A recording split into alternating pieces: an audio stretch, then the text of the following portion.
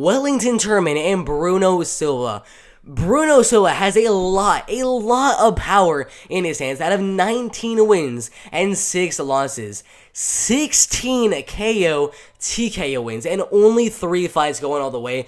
That's a lot of power right there. That shows a lot of power. And then in his last 2 fights, knocking out Artem Frolov and Alexander Shlemenko. A lot of people don't really know Bruno Silva, but he's been knocking out some really good fighters like Artem Frolov and Alexander Shlemenko, who I do think are UFC caliber type of fighters. But 16 knockouts and 3 decisions. Oh my god! And then you got Wellington Turman, 24 years old, same height right there. But this man needs to get the fight to the ground ASAP. He needs to wrestle and needs to grapple and land that ground pound. Because in the striking game, I'm sorry to say, Bruno Silva will knock you out 100%. Wellington Turman, wrestle, grapple, ground pound for the decision win, or maybe get a submission win before that. But 7 submissions, 4 knockout wins, and 5 decision wins. Most of these knockouts by grounding pound knockouts. So, of course, Wellington Turman, get the fight to the mat, ground and pound, look for the submission, and just win the decision, or finish the fight on the ground, or something like that.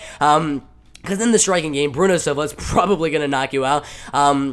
But it's an interesting one because, of course, Wellington Turman gets the fight down. He's going to win the fight. Bruno Silva keeps the fight up. He's going to win the fight. It's one of those type of ones. Wow, 82% going Silva by knockout. That's probably what I would be betting on, would be Silva by knockout. The betting odds, let's see right here. Bruno Silva minus 132, and then Bruno Silva by knockout plus 200.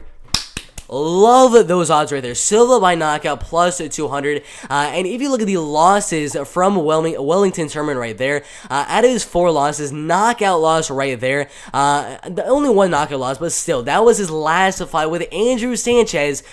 He's not a knockout guy. 12 wins, 6 losses. This guy is not a guy that goes out there and tries to knock you out. He's a wrestler. So if he's getting knocked out by a wrestler in Andrew Sanchez, he's going to get knocked out by Bruno Silva. So right here, my prediction is Bruno Silva going out there, landing a big right hand, and getting the knockout win in the first or second round. The only bet I would make would be Bruno Silva by knockout right there. It should be a really good fight in the middleweight division right there.